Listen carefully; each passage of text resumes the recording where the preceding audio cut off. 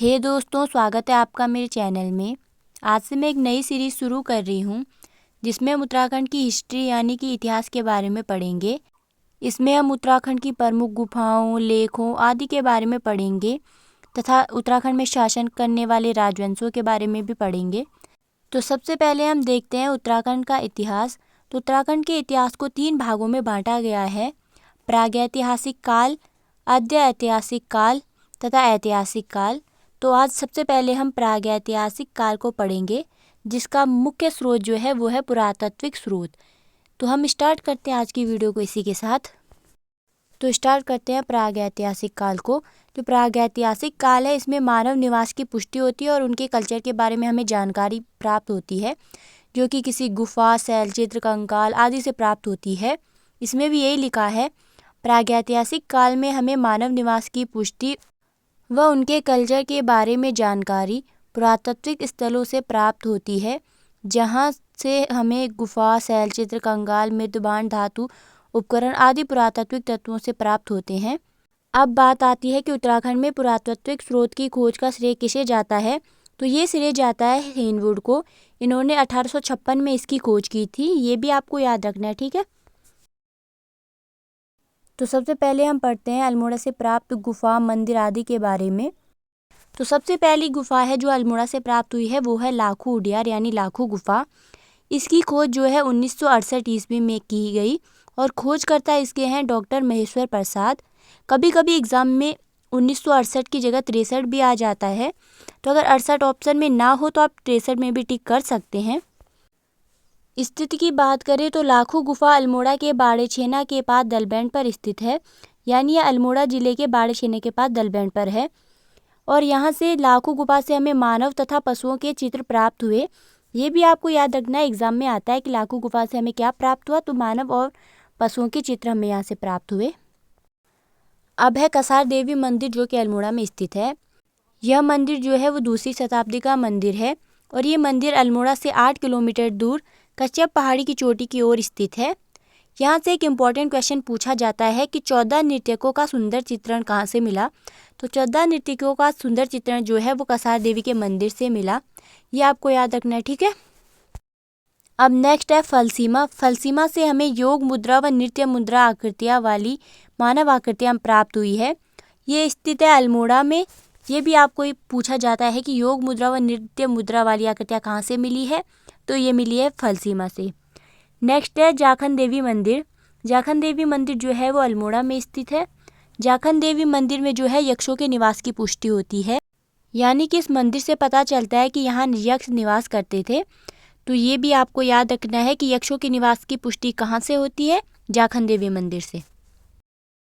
अब हम देखते हैं चमोली से प्राप्त साक्ष्यों को।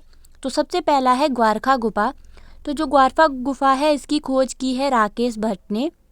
ग्वारखा गुफा जो है डुंगरी गांव में है और जो चमोली जनपद के अंदर आता है। अगर हम बात करें कौन सी नदी के किनारे पे है, तो ये है पिंडर नदी के किनारे में।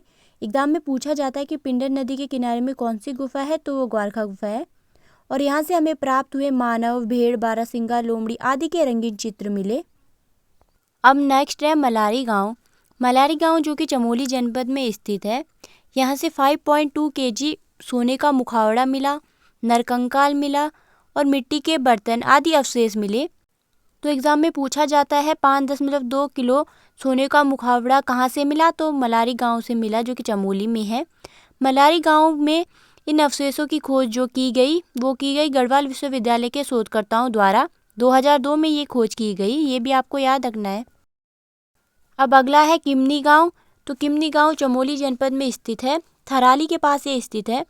यहाँ से हल्के सफ़ेद रंग के चित्रित हथियार व पशुओं के शैलचित्र मिले। अब है हुंडली गुफा। यहाँ से नीले रंग के शैलचित्र हमें प्राप्त हुए और ये उत्तरकाशी में स्थित है। तो एग्जाम में पूछा जा सकता है कि नीले रंग के शैलचित्र कहाँ से मिले, तो हुंडली गुफा से मिले। पिथौरागढ़ की अगर हम बात करें तो यहाँ बनकोट में 8 ताम्र मानव आकृतियाँ प्राप्त हुई। एग्जाम में पूछा जाता है कि 8 मानव ताम्र आकृतियाँ कहाँ से प्राप्त हुई, तो ये हुई बनकोट से। अब है ब्राह्मण ग्रंथ। ब्राह्मण ग्रंथ जो है यज्ञों तथा कर्म कांडों के विधान और इनकी क्रियाओं को समझने के लिए आवश्यक होते हैं। इनकी भाषा की अगर हम बात करें तो इनकी भाषा वैदिक संस्कृति होती है। ये पद्य में लिखे गए हैं। जो ब्राह्मण ग्रंथ है उन्हें पद्य में लिखा गया है और प्रत्येक वेद के ब्राह्मण ग्रंथ होते हैं, ये भी आपको याद रखना है। अगर हम बात करते हैं ऐत्रेय ब्राह्मण की तो ये ऋग्वेद का ब्राह्मण ग्रंथ है।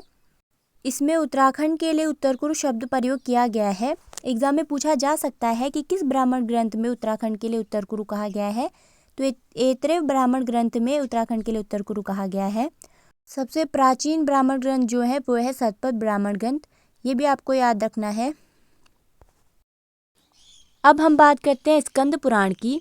स्कंद पुराण में 5 हिमालय खंडों नेपाल, मानसखंड, केदारखंड, जालंधर और कश्मीर का उल्लेख है। इसमें जो मानस खंड है वो कहा गया है कुमाऊं के लिए और केदारखंड जो है वो गढ़वाल के लिए कहा गया है। तो एग्जाम में पूछा जाता है कि स्कंद पुराण में केदारखंड और मानसखंड किसके लिए प्रयुक्त है, तो केदारखंड गढ़वाल क्षेत्र के लिए और मानसखंड कुमाऊं क्षेत्र के लिए।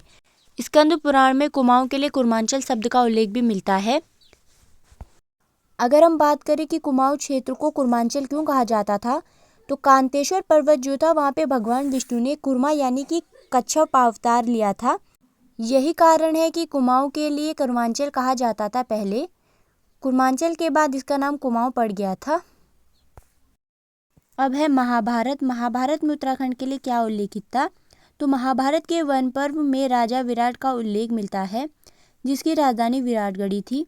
तो ये पूछा जाता है कि राजा विराट की राजधानी कहाँ थी, वो थी विराटगढ़ी। अब है महाभारत के वन पर्व में हरिद्वार से लेकर केदारनाथ तक के क्षेत्रों का वर्णन मिलता है। उस समय इस क्षेत्र में पुलिंद व किरात जातियों का आधिपत्य था। यानी महाभारत के वन पर्व में बताया गया है कि उस समय यहाँ पुलिंद व किरात जातियों का आधिपत्य था। अगर हम बात करें पुलिंद राजा की तो वो सुबाहु था। इसने पांडवों की ओर से युद्ध में भाग लिया था और इसकी राजधानी की अगर हम बात करें तो श्रीनगर में थी, ये भी आपको याद रखना है। महाभारत के वन पर्व में लोमस ऋषि के साथ पांडवों के इस क्षेत्र में आने का उल्लेख है। तो महाभारत के वन पर्व में ये भी उल्लेखित है कि लोमस ऋषि के साथ पांडव इस क्षेत्र में आए थे। अब हम रामायण में इसका उल्लेख देखते हैं। टिहरी गढ़वाल की हिमायण पट्टी में विसोन नामक पर्वत पर विशिष्ट गुफा, वशिष्ठ आश्रम और वशिष्ठ कुंड स्थित है। एग्जाम में पूछा जाता है कि वशिष्ठ गुफा, वशिष्ठ आश्रम एवं वशिष्ठ कुंड कहाँ स्थित है, तो ये स्थित है टिहरी के विसोन नामक पर्वत पे। अब है तपोवन। टिहरी जो है वहाँ लक्ष्मण जी ने तपस्या की थी। तो एग्जाम में पूछा जाता है लक्ष्मण जी ने कहाँ तपस्या की थी, तो वो की थी तपोवन में। अब है पौड़ी गढ़वाल के कोट विकासखंड के सितोलसू नामक स्थान है जहाँ माता सीता पृथ्वी में समाई थी। तो माता सीता पृथ्वी में कहाँ समाई थी, सितोलसू नामक जगह में। यही कारण है कि कोट ब्लॉक में प्रत्येक वर्ष मनसार का मेला लगता है। ये भी आपको पूछा जाता है कि मनसार का मेला कहाँ लगता है, तो कोट ब्लॉक में लगता है। तो आज की वीडियो हमारी यहीं पे समाप्त होती है। इसका नेक्स्ट पार्ट आपको कल मिल जाएगा। तब तक के लिए वीडियो को लाइक करें, शेयर करें, कमेंट करें और चैनल को सब्सक्राइब करना ना भूलें। मिलते हैं आपको नेक्स्ट वीडियो में।